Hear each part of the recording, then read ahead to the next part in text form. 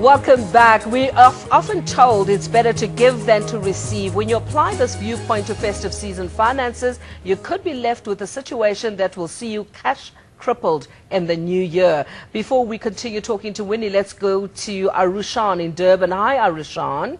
Hi, Nolene. How are you? I'm good, thank you. What is your question?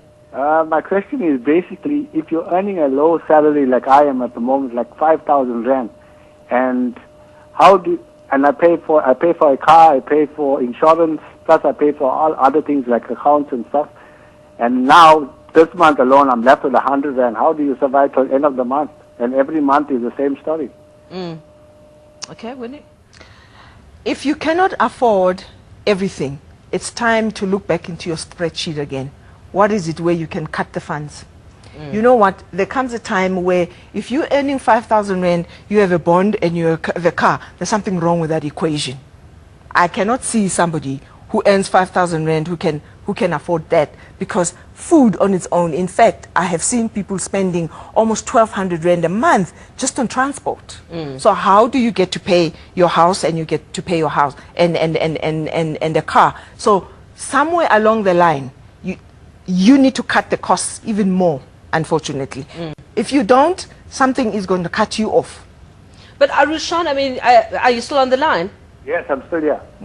Are you listening to what Winnie is saying, that something's got to give? So yes, some of the things... Nolene, last year in November, I was in a terrible car accident. Oh, sorry to hear that.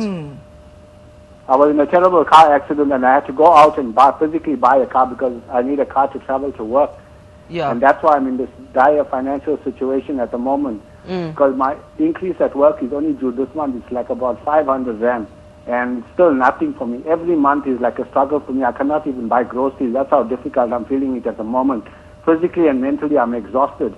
Are you renting or are you...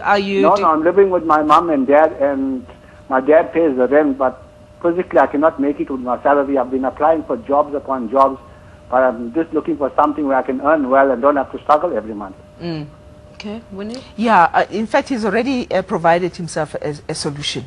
He's going to be looking for something closer home where he doesn't have to spend so much money. That's point number one. That's exactly what it actually means. And number two, again and again and again, if we cannot afford life, something in that life has to give. There are some expenses that you're going to have to look at, that you're going to have to let go. Or else, I wonder if he has applied for a grant with the Road Accident Fund. Have you applied at all? Well, my insurance claim was actually repudiated last year, and I'm actually fighting it with legal aid at the moment. I'm actually going to court, still waiting for a court date to get confirmed, because my insurance never pay out, and now I'm in this terrible financial situation. Yeah, okay, but you must also try the Road Accident Fund, you know, because that's outside of your insurance. It's a government body, and that's what they do. I mean, it was not long ago when I had a chat with them, and they really are doing great work in terms of helping people who've had road accidents. But I don't know what the criteria is. I'm giving you another avenue that you can actually try.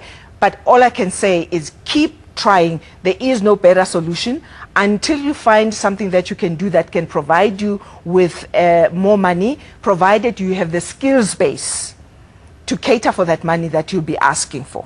Yeah, because that's also not, it's not just going to come. Nobody is going to just give you more money just for the sweet. Yeah. All right, Arushan, thank you very much. Matatu Maji says, having no money is the root of all evil. Having no money. Having no money. Yeah, true, hey? No, it's not nice. No, it's not nice. Okay.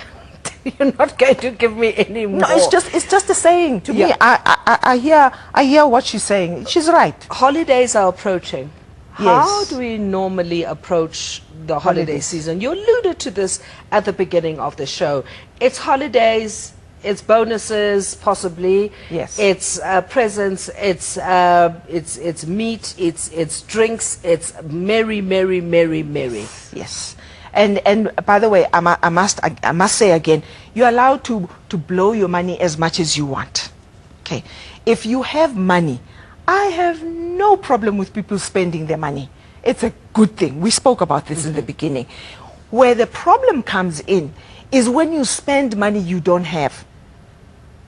And when you have a bonus, when you know very well that you have a string of debt waiting for you, and you're going to blow that money on partying and holidays. Now that is a shame. That is really, really sad. Especially also when you are somebody who have kids who have to go to school in January.